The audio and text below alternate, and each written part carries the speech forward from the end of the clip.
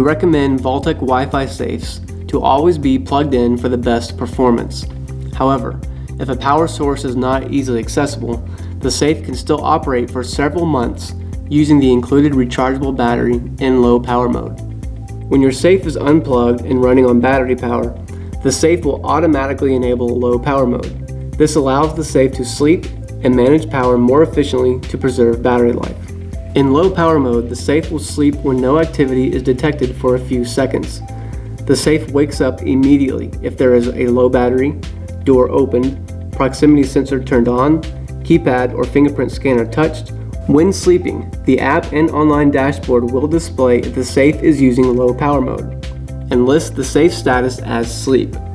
During this status, any setting adjustments from the app or online dashboard will not take effect until the next time the safe is awake. The last seen time and date shown represent the battery and environmental information for when the safe was last awake. This information will update each time the safe wakes up. To receive alerts when the safe is in low power mode, an event must wake the safe. This allows the safe to send alerts for critical safe activity.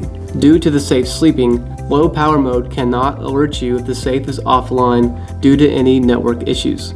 When plugging the safe back in, low power mode disables automatically.